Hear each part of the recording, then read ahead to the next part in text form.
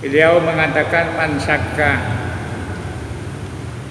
siapa yang ragu-ragu fi sholatihi, di dalam sholatnya, falyasjud, maka hendaklah sujud sajadata ini 2 kali sujud ba'dama yusallimu, setelah melakukan salam.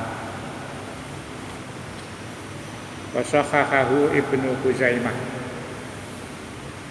Hadis ini menurut Ibnu Khuzaimah statusnya sahih.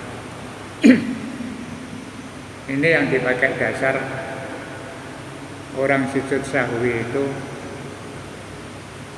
setelah salam. Yang biasa kita laksanakan itu sujud sahwi baru salam. Tapi di dalam hadis Abdullah bin Ja'far ini, praktek sujud sahwi itu dilakukan setelah salam. Yang hadis yang kemarin, Rasulullah sujud sahwi pasal lama kemudian baru salam. Jadi dua-duanya diperbolehkan. Kalau ada yang sujud sahwi salam dulu kemudian sujud sahwi, ya tidak apa-apa. Tapi Imam Asy-Syafi'i lebih cenderung memilih sebelum salam. Alasannya sederhana. Kenapa sebelum salam? Karena sujud sahwi itu dianggap bagian dari menyempurnakan kekurangan atau lupa terhadap bagian dari rukun atau sunnah abaatnya sholat. Jadi Imam Syafi'i bilang kalau dilaksanakan sesudah salam, itu kan berarti sholatnya sudah selesai, sudah di luar sholat. Sehingga beliau ngambil, karena ada hadis sebelum salam dan sesudah salam, beliau ngambil kesimpulan yang bagus, ya sebelum salam biar tidak keluar dari sholat. Karena kalau sudah salam pertama, assalamualaikum warahmatullah, itu sudah selesai sholat. Maka dalam persoalan salam itu saja juga ada beberapa pendapat.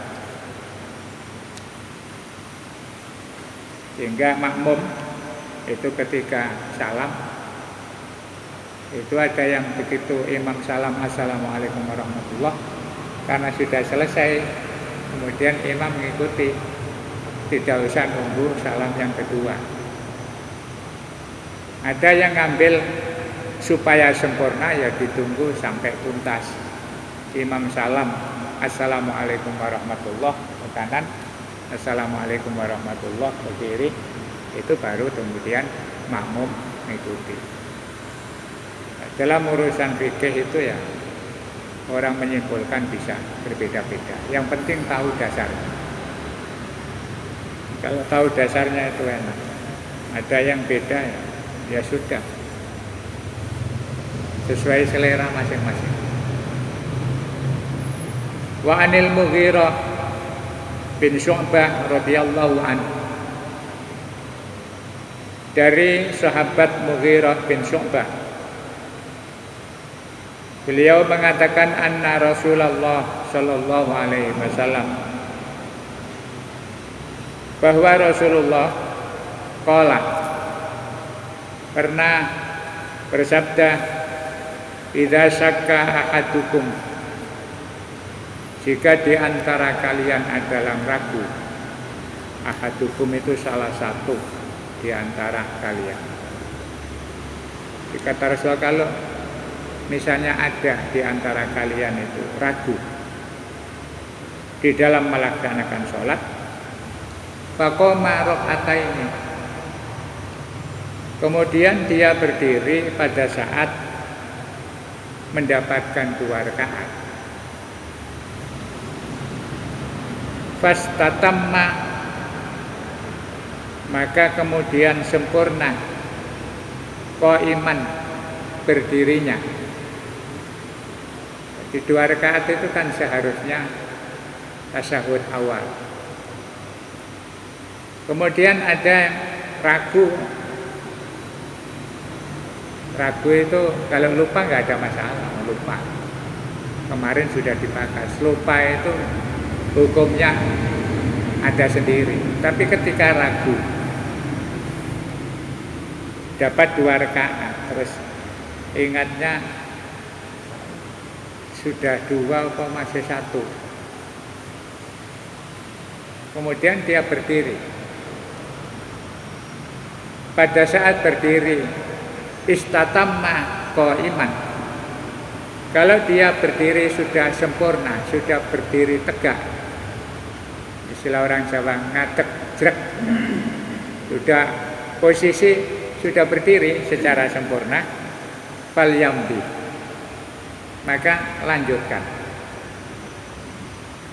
Wala yang untuk tidak perlu kembali untuk tasyahud.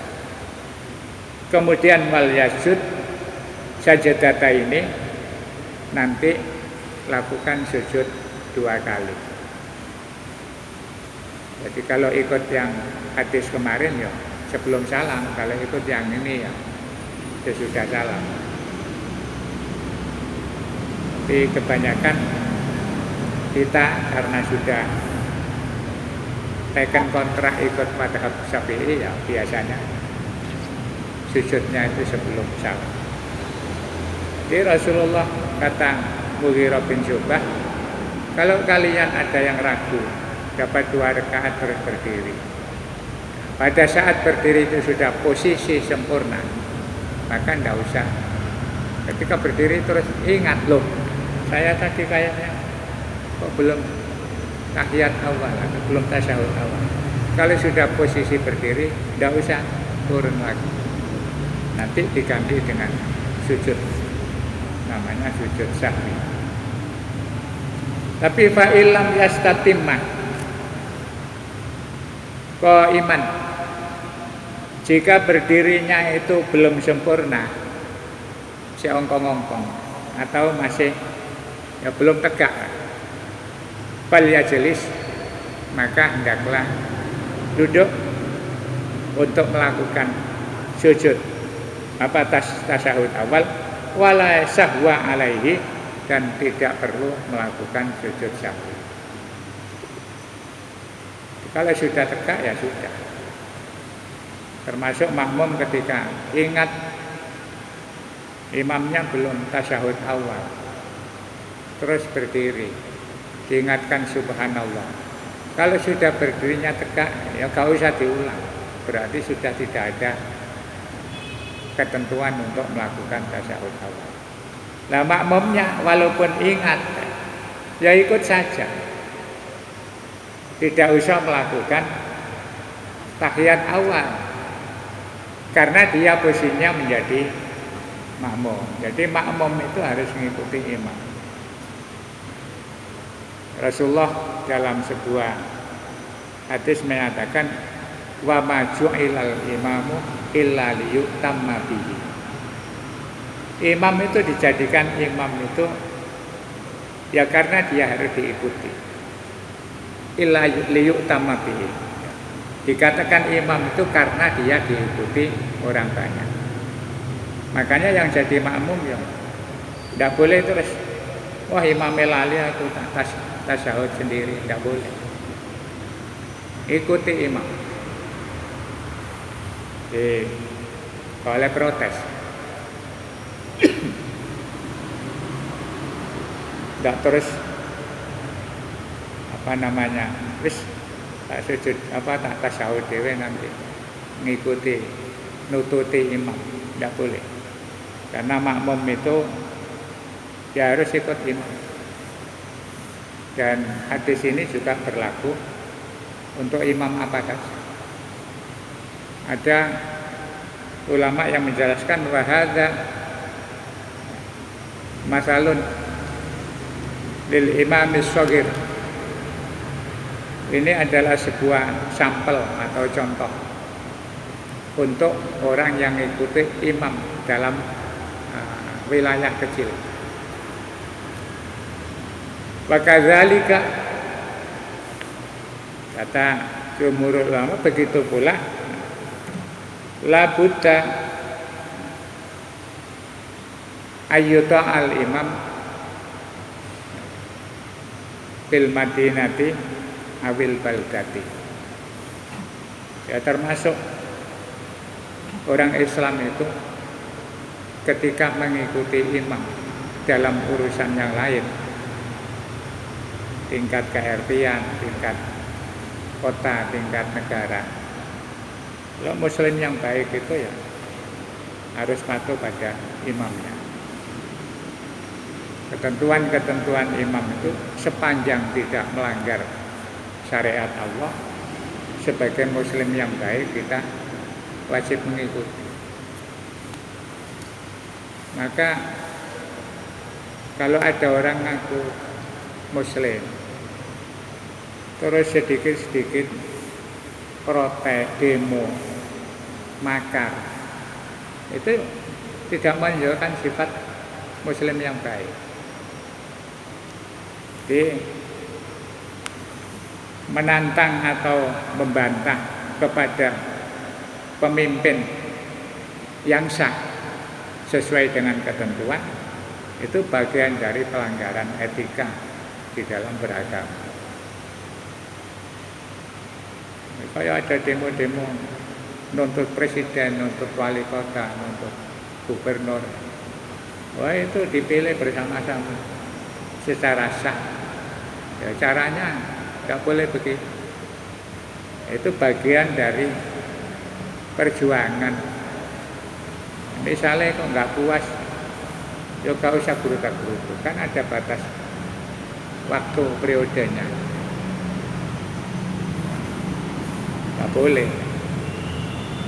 Ada ulama ahli tata negara berkaitan dengan apa itu? Fikih siasah. Fikih tentang politik itu dikaitkan dengan urusan sholat. Termasuk itu tadi. Imam lali sudah berdiri, ya diikuti saja. Tidak boleh protes. Tidak ada pertanyaan, berarti kan kurang sholatnya. Mestinya harus tasyahud awal dan dia ingat, kok tidak dilakukan. Ya, urusannya ditanggung imam. Makanya imam itu kan sebenarnya persyaratannya agak ketat. Ya cari yang mirip-mirip dengan syaratnya perawi hadis. Perawi hadis itu salah satu syarat yang jadi ketentuan supaya hadis itu sahih. Di antaranya harus dhabit. Dhabit itu punya ingatan kuat, gak lalian. Nah, orang pekun terus meriwayatkan hadis, dianggap hadisnya tidak valid, tidak kredibel. Jadi imam tambah tua terus lalian, ya sebaiknya mundur. Wis tua rek, ganti sing nom-nom mungkin sih. Nah itu begitu di dalam urusan sholat. Karena nanti konsekuensinya balik-balik lali kan makmumnya gak enak ya. Bisa protes, wis supaya mesti lalian dadekno imam ae. Tapi kalau apa itu lupa wajar, ini tadi ragu-ragu judul. Ya enggak apa-apa. Nanti kemudian makmum ngikuti saja. Rawahu Abu Dawud wa Ibnu Majah wa Daruqutni. Diriwayatkan oleh Imam Abu Dawud, Ibnu Majah, Daruqutni wal lafdzu lahu. Lafalnya milik atau menurut riwayat Daruqutni.